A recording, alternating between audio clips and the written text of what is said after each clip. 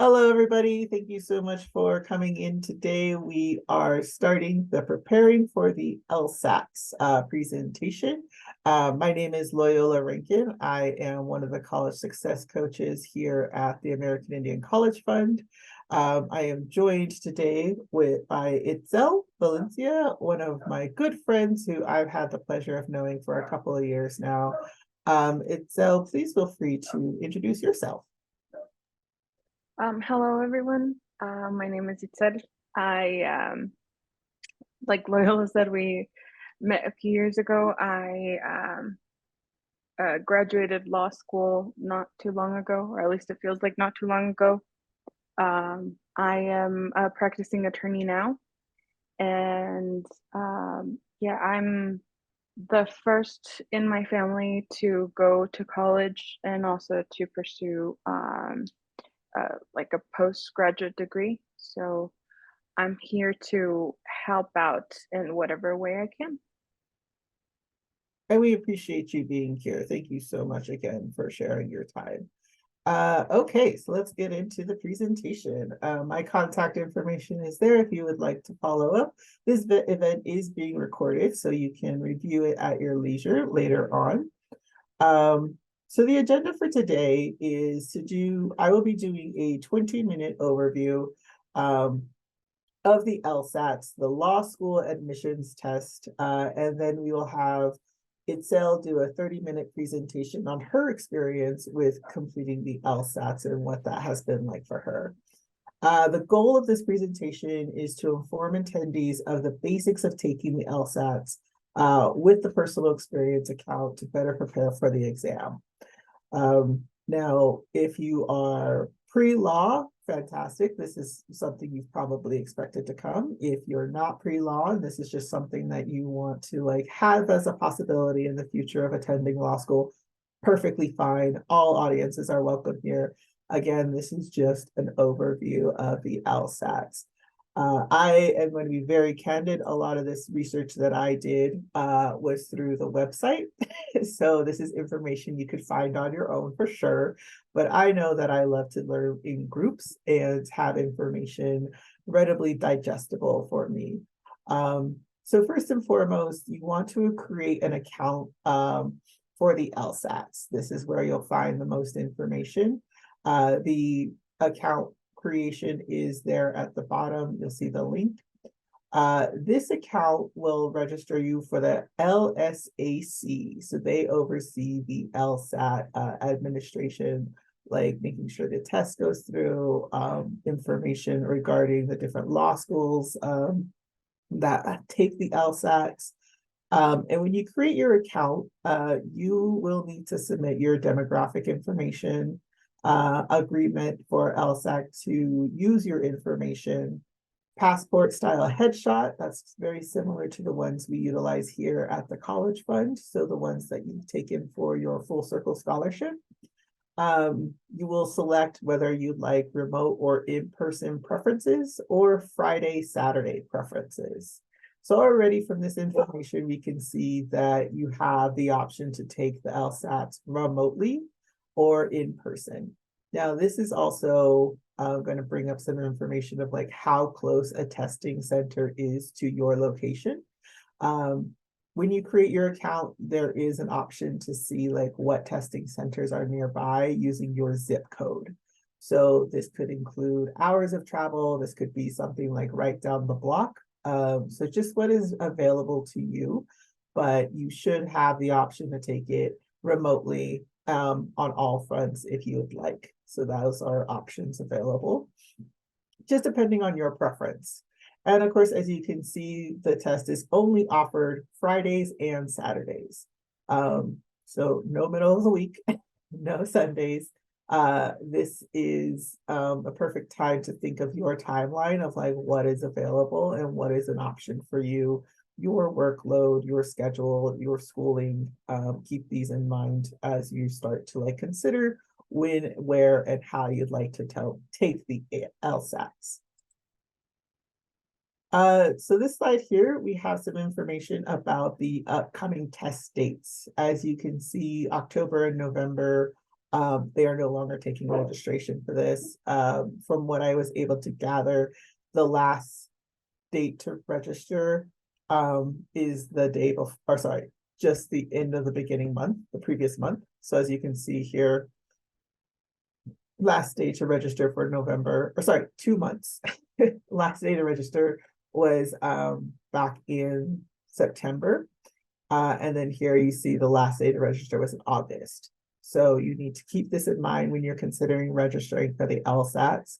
The next one here in January coming up, last day to register is in November, at the end of November. So again, it gives you that time frame of like when the deadline is to register and then when you need to take the exam. You can see here also the different test dates. All of them are on Fridays and or Saturdays. So keep that again in mind when you're considering when you're taking this exam. Scheduling registration deadline listed here, scheduling opens here. So that's when you can select the finalized date and location for the exam. And then this is when your score release date is going to happen. So if you take it in June, scores are going to be released June 26th, provided that there is not a hold on your test. We'll get into that a little bit more later on. So definitely use these dates as a timeline to create when you expect to study, your study groups. What is it going to look like weather-wise? Do you test in a cold environment, in a hot environment, those type of things. And also stressors, right? If you're in the middle of midterms, maybe don't take the LSATs during that time. In the middle of finals, again, probably not a good time to take the LSATs. If you're applying to law school soon, definitely keep in mind these test score release dates and the application deadlines. So for example, if you want to take the test April 24th or in April 2024, your school won't get the test results until May 1st. But if they have like an April 26th deadline to get in your test results, you've missed it by about 5-6 days. So again, keep those in mind when you are trying to plan out when to take the exam. Also keep in mind, setting the date too far in advance may detract studying and motivation. Definitely, it's like, that's future Loyola's problem. I'm not going to worry about that. And then all of a sudden, test date's here. And I'm like, whoops, I was supposed to study for that. Definitely keep those things in mind as you're considering when is the best time for you to take the exam. So a little bit about the LSATs. It is administered in 2 parts. The first part is a 4-section multiple choice exam. This is the one you can take remotely or in person. The multiple choice exam, I'll get into a little bit more about how the testing and the scoring breaks down. But you can take this as a option, again, online or in person. So that's definitely very helpful. The second part of it is the LSAT writing. And again, we'll get into this a little bit more later on. It's available to you only online. So this one is available 8 days in advance to when your testing takes place. So to jump back onto this slide here, let's say you have the test date of February 8th, 2024. That means you can take the writing starting February 1st, 2024. So keep that in mind. And I was also able to determine that if you don't submit the LSAT writing, there will be a hold on your test results. So make sure that you're keeping that in mind. As again, you're planning the timeline of when to take the writing portion and then when you're going to take the multiple choice portion. The multiple choice section tests in 4 different areas, as you can see down here: reading comprehension, analytical reasoning, logical reasoning, and unscored variable section. These sections are 35 minutes each. So you want to make sure that, again, you're keeping in mind that timeline. So already you're spending over 2 hours at this exam space.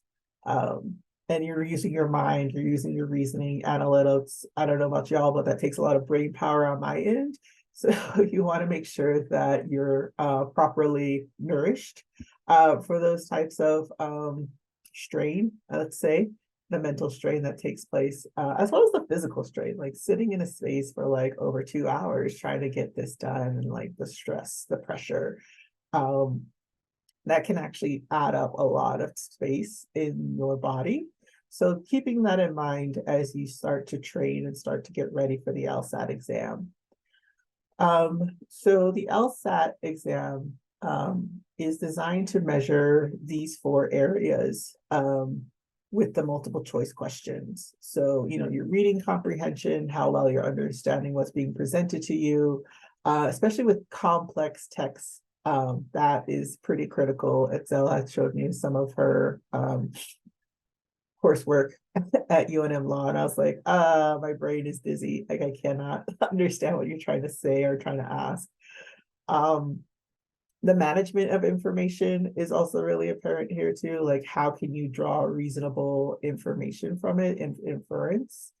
The ability to think critically, and the evaluation of arguments of others. Like, how are you sussing that out? What's the reasoning? What's the logic? And how are you responding? So those are the aspects of the LSAT exam that you will need to be studying for. And as part of being a as part of attending, we do have a raffle available to help you study for this exam. So make sure to fill out the event evaluation and the raffle information, and we'll be sure to get you entered into a raffle to help so you can develop these skill sets.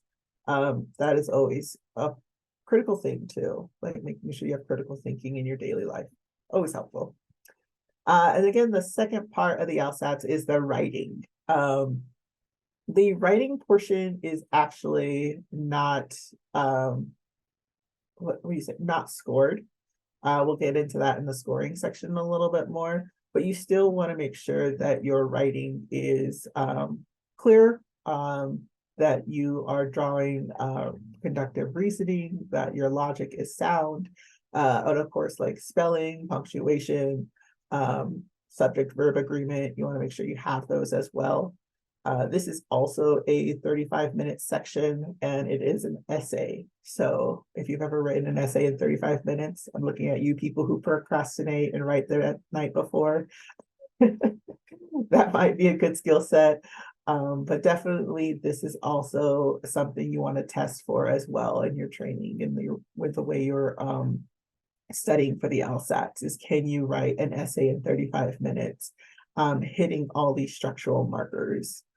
You want to look at different prompts. And that's another thing, that when you log into your account with the LSAC, this one here, when you create this account, they do have writing prompts that you can look at as well, just to kind of get a feel of what they're going to ask you during the writing section of the LSAT. So definitely create an account, take a look around if you are interested.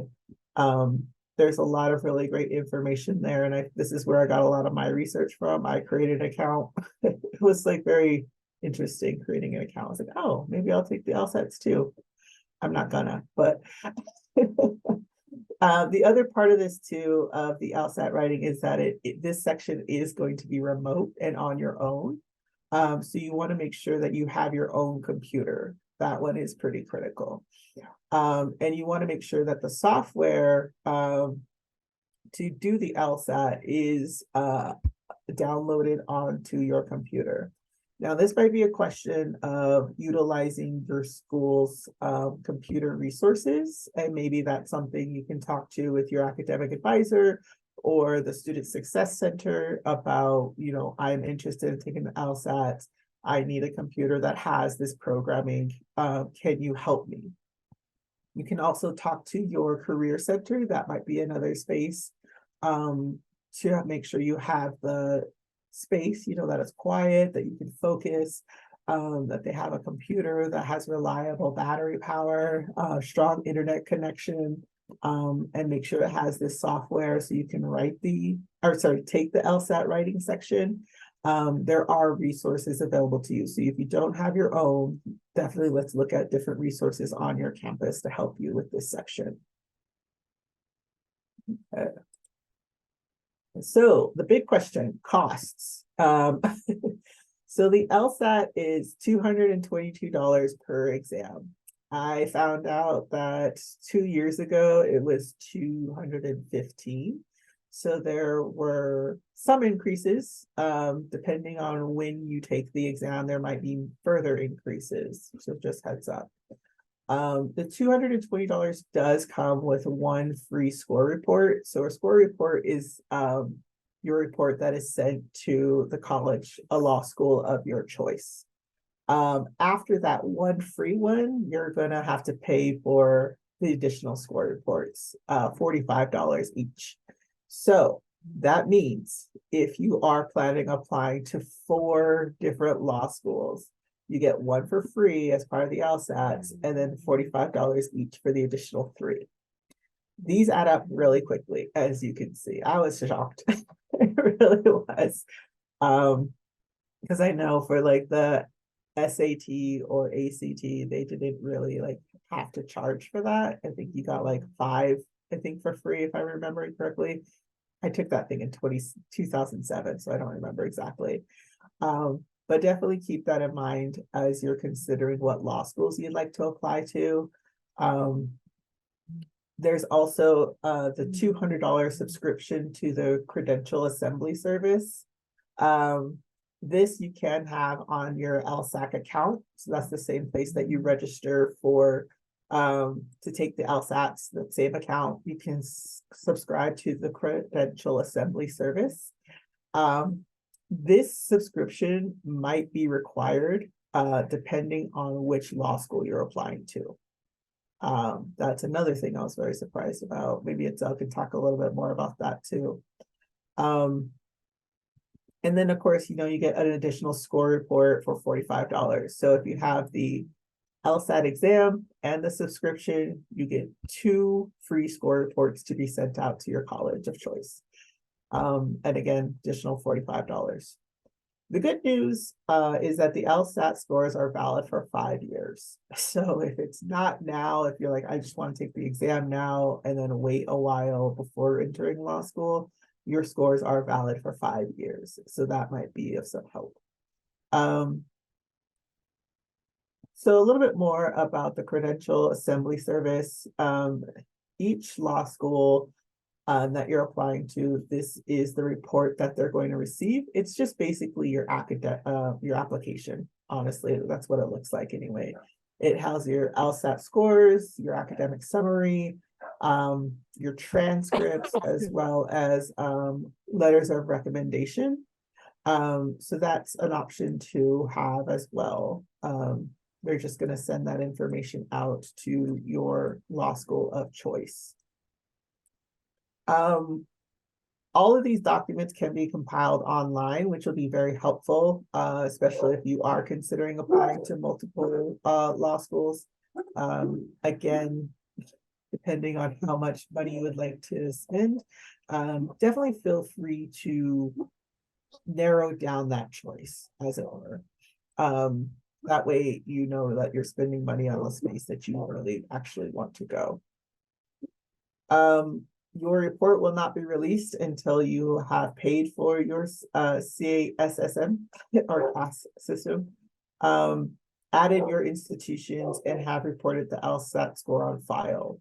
So definitely make sure that that is completed. Okay, so the big thing here too is the application fee waiver. So it is a 5-step process to apply for the fee waiver. There are different aspects that you have to meet requirements. One is to be a U.S. citizen or U.S. national, or be a permanent resident. There are also other options they consider, but definitely those 2 are some options. And to apply, you must submit your and your spouse's 2002 federal tax forms. That's going to be from the previous year. So again, if you take this next year, it'll be your 2023 federal tax forms. Your most recent bank statements and all financial records, and a copy of the acknowledgement of receipt. That's the form I-589. That's just to basically state that your financial information is valid and the most up to date. You can request test accommodations. They have them separated into 3 categories. Most of this is around extended time.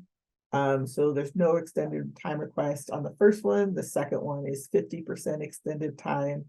And then the exceptional needs in category 3.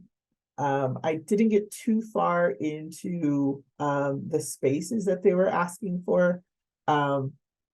Sorry, the documents that they were asking for, but if you do have an accommodations request already on file, you might be able to apply for one here for the LSATs as well.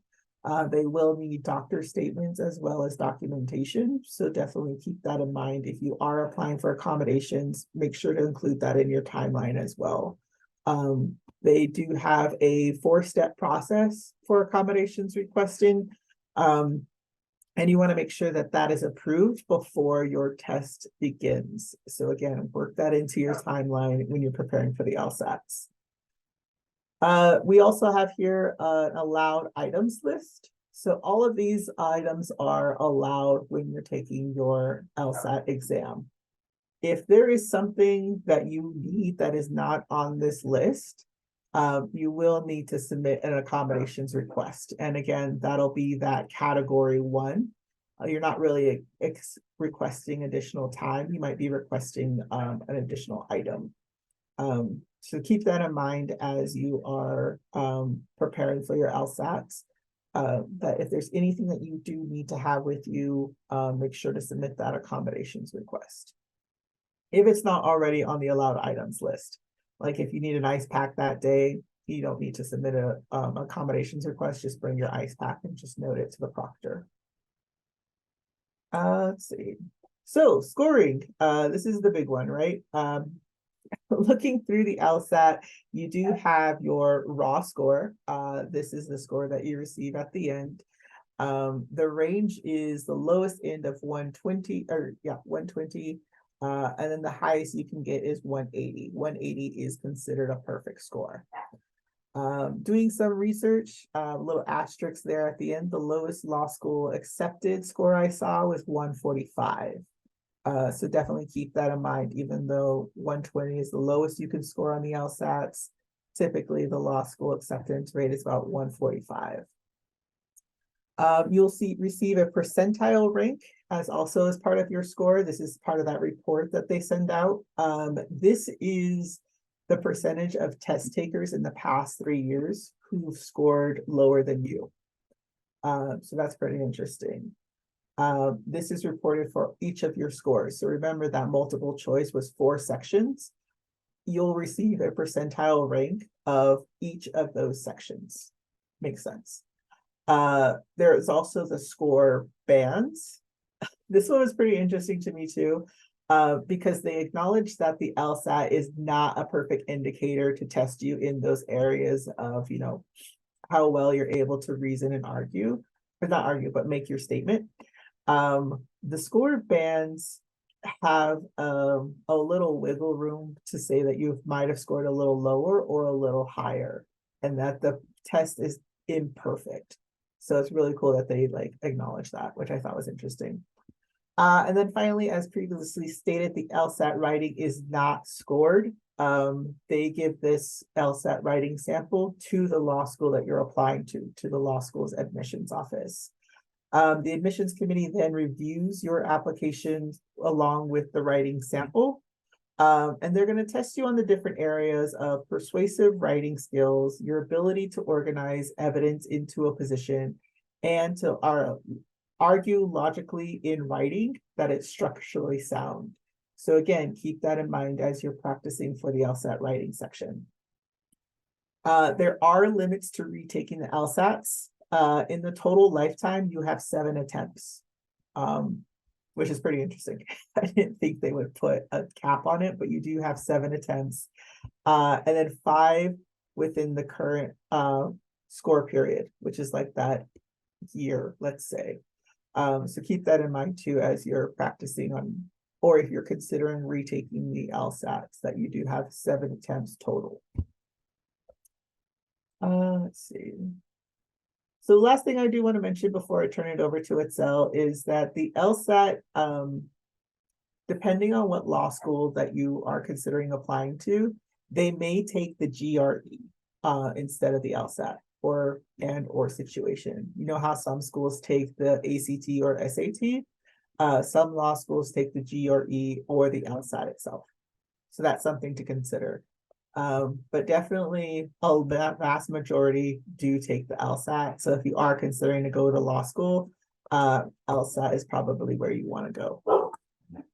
Okay, so I'm going to turn it over to Itzel. I'm gonna stop talking now, and she's gonna have the remainder of the of the time with you. Take it away, Itzel. Okay, so I think probably, like I said earlier, I was the first in my family to go to college and, to go to law school. And so for me, a lot of the issues was I didn't know even where I needed to start as far as preparing for something like this. And so I was actually fortunate enough that I had someone who gave me a bit of advice. So I actually studied for the LSAT using just like a prep booklet, um, and I couldn't find the name of it, but one of the things that was mentioned to me and that I think was very helpful for me was that when you're studying for the LSAT, those practice tests are going to be pretty important, because most of what you're trying to do is figure out how to take the test, right? So there's not like a bunch of information that you need to learn, you know, like you don't need to learn any laws, you don't need to learn anything like that. It's just mostly learning how to take the test. And so part of what I did was that when I was doing those practice tests was to try to replicate the testing conditions. So whenever you're studying, I think um, it's beneficial to study at whatever time you do best, right? So if you're better in the morning, study in the morning. If you are better at night, study at night. But then when doing those practice tests, it's good that you check what time. Usually, or when I took it, the test actually started, I think around 8 in the morning. And so I am not a morning person. Like my mind just doesn't work very well that way. So me taking those practice tests as I was studying in the morning and blocking a whole day off and starting at 8 a.m. with even the practice ones kind of got me into the routine and into the habit of seeing how my mind would actually work at that time. Um, at the time, also later on, I found um, a video on YouTube that was like it would replicate kind of like the ambiance of a test. So it had like sounds of like people like scribbling stuff. And then it ran a timer for you as well. So that you knew when a certain section ended and you needed to move on to the next one. So that you're not having to reset the timer for yourself. So those videos tend to be very helpful. Um, like I said, I studied with just like a regular LSAT prep book, but I believe the LSAC website, so the website that Loyola had been mentioning before, actually has free prep materials. And under that account, you can actually get free tests. And if you do it on there, I believe like it scores your test and it gives you feedback pretty quickly after that. Um, so it's yeah, it's pretty much just learning how to take that test. And what they try to do is because law school is a lot about, it's not so much ironically about learning law, but learning how to think very specifically. And so what the LSAT tries to do is try to gauge how well you're going to do in that type of environment. So that's kind of what the writing section does, or what the multiple choice does as well, is basically see if you can reach from the question to the conclusion. And once you start studying for that test, it'll kind of teach you certain um, methods of how to get to the right answer. And you'll start seeing bit by bit that it's a very specific way of thinking, um, and that will likely show up in once you're in law school. So as far as even the LSAT writing portion of it, it is very important to write um, as many practice LSAT prompts as you can, because also legal writing is very, very different.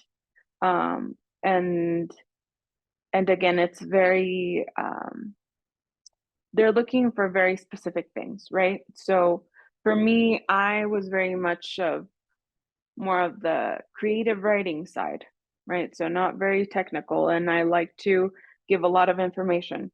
And so with these type of tests, as well as with school, what I learned was that writing a lot and giving a lot of information is not necessarily going to help you, because again, they're looking for very specific information and very specific um, line of thought, that again, that they believe that is going to indicate whether you will do well in law school or not. So I would recommend definitely looking at a lot of those writing prompts and practicing and seeing even some of the sample answers, because I do believe they tend to have those, and see and usually they'll have like rubrics as well as to why people got the scores that they got. So those tend to be also very helpful in trying to see, again, that kind of like line of reasoning that a specific prompt is looking for. Um, Let me see what else. It's, oh, here's another thing. It's good to space out your studying time so that you are at a point about a week before the LSAT where you can leave all studying alone. Like, do not try to do any like last minute things, because so it is a pretty long test. Um, and for me, before the LSAT, I wasn't used to taking long tests anymore. At the most, I think when in college, my tests were probably like an hour or so.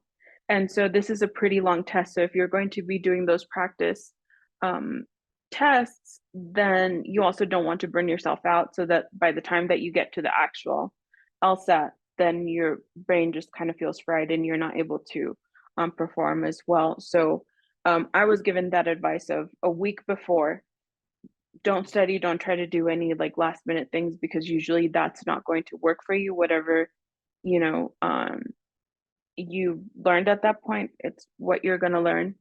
Um, for me, it was difficult to accept that, because it was always that kind of panic of like, no, but what if I didn't see this one thing and it's going to be really big? But then again, for me, I don't absorb information very well in a panic. And so that kind of like last minute studying wasn't very productive for me. And then it also was just kind of going to serve as into that, or add into that burnout. And especially if you're in school around the same time that you're trying to study for the LSAT, then definitely just leave the LSAT alone about I would say a week or so before you actually take the exam so that you're not so um, sick of it or frustrated with it that when you actually sit down to take the actual test that you know that it's not that you don't do as well. Um, I'm trying to think of anything else that I was um, told, but because I actually had to take the LSAT in person. It was before there was a remote option. So, but for in person, I was given the recommendation also to get there a bit early so that you can have time to settle, um, even, you know, mentally settle and kind of see how things are working out at the testing site. Um, but yeah, that's pretty much it. I don't know if anybody had any questions or any additional doubts about that that I can help with. Thank you, Itzel. That's very helpful. I'm really surprised about that. Rest your brain for a week beforehand. Like I've been like a day beforehand, not a week. So if you have any questions for Itzel, go ahead and drop them in the chat. I have a few prepared. I always like to think of this like I'm taking the LSAT and like what would be interesting to me to hear. And so I'm interested, Itzel, in hearing about like, did you go it alone? Did you form like study groups? Was there a cohort you had that worked together to prepare for the LSAT? So I didn't have anyone. Because I didn't know anyone that was planning to go to law school. So I think that was also part of the difficulty of it all. Um, because for one, I didn't know where to start. Um, but then also, um, and I didn't realize this until I was studying for the bar exam. But it makes a very big difference whenever you get to study with somebody, because it can be like a very tiring test to study for. So if you have somebody or you have a little group to study with, who um, can help out with either explaining or even you explaining things to them, um, for me that usually helps a lot in learning stuff myself of like reasoning it out with people out loud. So I think that that would have been helpful, but unfortunately, a lot of that community around law school didn't form for me until I was in law school and then when I graduated. But if any of you have the opportunity to kind of form a group or a study group with other people, I would definitely recommend that. I think that's very helpful, even on a psychological level, I think. Yeah, and we already have like a group of people here in this room that are interested in studying for the LSAT. So you guys, I think, are at an advantage to Excel because this is a virtual space, like for sure. Okay, we have a question from Dawn. What is the difference between law programs, practicing law doctorate or JD? I I actually didn't. So the school that I went to didn't just basically had like a JD or like a business, um, uh, like a business degree with a law degree. But let me, because I think mm, practicing law doctorate. Because I'm like, I know it's the the JD is a law doctorate, so I'm wondering if uh,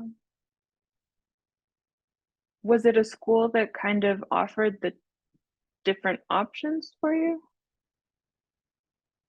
Yeah, I think that's the question too, of like Mhm. if you wanted to do a doctoral program versus like practicing law. Yeah, because for us, what it is that it's not um like if I were to go with um like to practice law, I didn't have to go for like a very specific law degree. It was just kind of the Juris Doctorate, and then after that, it was taking the bar exam and taking all the ethics exam, taking um, all that after law school, and then to get my license to start practicing law. Um, so it wasn't like a specific one. It was just the JD. That makes sense, I think. I think the different types of law programs, I know UNM has like a specific one on Native American law. And I know you didn't go in that program. Could you talk a little bit about that one? How it's like different? Yeah, so actually what the law school does is that it has um, different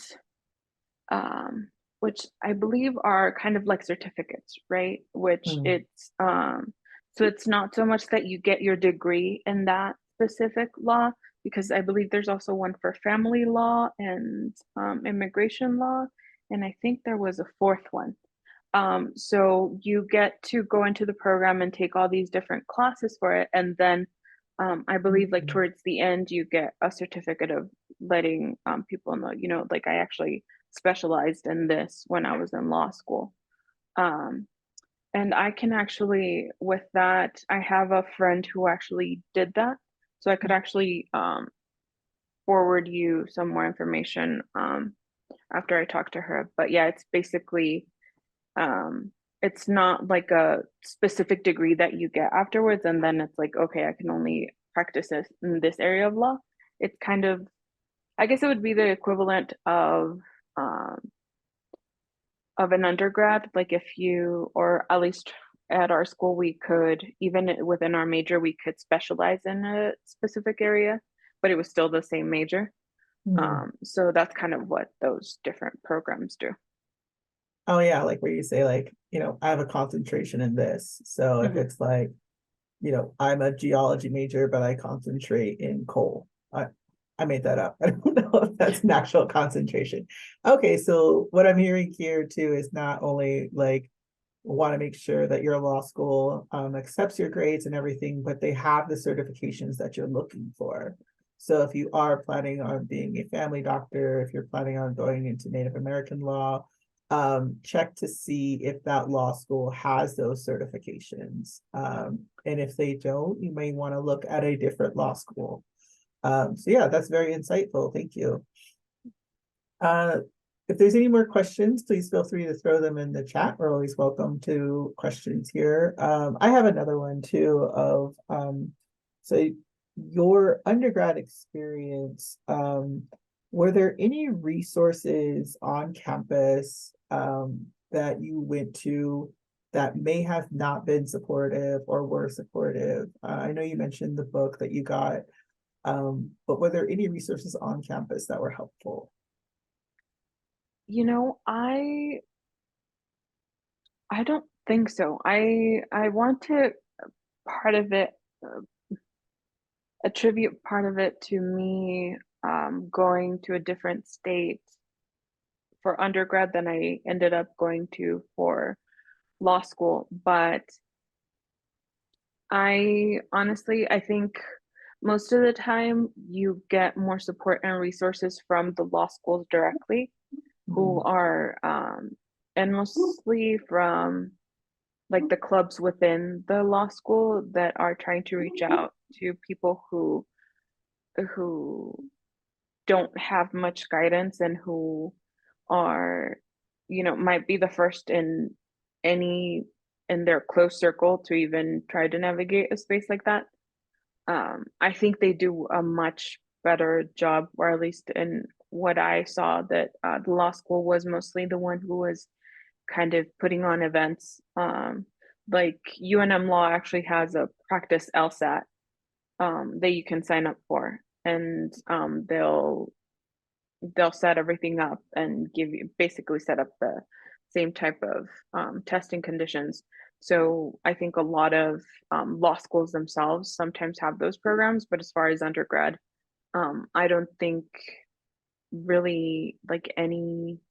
there was much support, and even the help that I did get, it was just somebody that I had met through my like involvement in the community. So it was even that was completely independent from like any undergrad or any like got I was fortunate enough that there was somebody like within the volunteer work that I did, who happened to have gone to law school and knew a little bit more about that.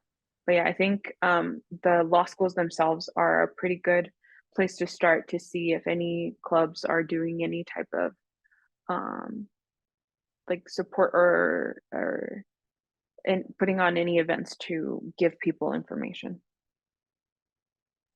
That's a great point. I just Googled it, and it looks like the University of New Mexico's law school just had their practice LSAT on the 23rd. So they set up the test conditions and they had a panel, Q&A panel with law students afterwards. And you're right, this was set up by a student organization, the Black Law Student Association and the Mexican Law Student Association. So for sure, reach out to the law school you may be considering and see our local law schools and see if they have practice LSAT set up or suggest it. That could be a suggestion that you make. And then the panel, I think, would have been a great opportunity to hear from current law students. So thank you. Thank you for that resource. I wouldn't have thought to reach out directly to them. Well, and sometimes for people who aren't always comfortable like reaching out either, because I wasn't a person who tended to reach out. Also, a lot of these organizations have social media. And so they will like I follow so one of the organizations that you mentioned there is Masa, and I actually followed them like on Instagram. And so a lot of like their events are posted on there as well. So yeah, if you find any organizations of the law school that you're interested in or the law school that's near you, um, yeah, that can even be a good way to at least keep up with the events and the information that they're putting out there, at least through their social media. Okay, pretty good, pretty good. Yep, still open in the chat for questions. Another question I had is, can you talk a little bit about receiving your LSAT score? Oh yeah, um, that so it wasn't the score that I was expecting, uh, and it wasn't. Now I don't remember what it was, but I think it might have been like a 147, something like that. And so it was, but also my testing experience wasn't very great. And so I was like, I'm never taking that test again, ever. I'm like, my LSAT score is what it is. I worked a lot on my essay, like a lot. And so I worked with um, a lot on the rest of my application because my LSAT score didn't feel as strong as it should have been. I had friends got who worked to getting higher scores after their first one, because the first one, I think, if you were to get a low score the first time around, again, like I didn't get a very high one. Um, I think that's why they usually recommend that you take a test, the LSAT within like two tests away from when you're planning to apply, right? So that you have some cushion room that if you don't like your first test score, then you get to go in for a second one, and even your second one would still be available for your application by the time that you're trying to apply. Because sometimes that first one is, again, this is so much about learning how to take the test, and that can be affected again by like a different environment in which you're taking the test. Um, I don't know, like it was a bad day the day before, whatever it might be. Or just even the newness of it, the new, yeah, of all, the whole experience that can affect that. So sometimes the first, um, taking the first test can is kind of like an adjustment period, which kind of sucks, because it's still money and it's still, resources that, for me, it was very difficult to get um the money together to be able to apply and do all that stuff. So it was, for me, it was kind of like, okay, like you have to really get this done the first time around. But then, so I think money was an issue, but then also just I hated that test. It wasn't a great score, but I really disliked it. And so I was like, you know what? Like it's a a decent score. It's not going to set me aside from anybody else as far as the scores go, but I do think if you want to get the best score possible, then I would then recommend of giving yourself that cushion time of so that you get to retake it if you can. But then again, it's kind of like a decision of once you get your score back of if you want to get a higher one or if you want to see how things go and you want to try to, just focus on the rest of your application. Thank you, Itzel. That was fantastic. I do deeply appreciate your time with us. And I just want to let everybody know I dropped the event evaluation in the chat. So please do feel free to complete that to be marked as having attended. That first page is going to be the event evaluation, just what you've learned, what you're going to take forward.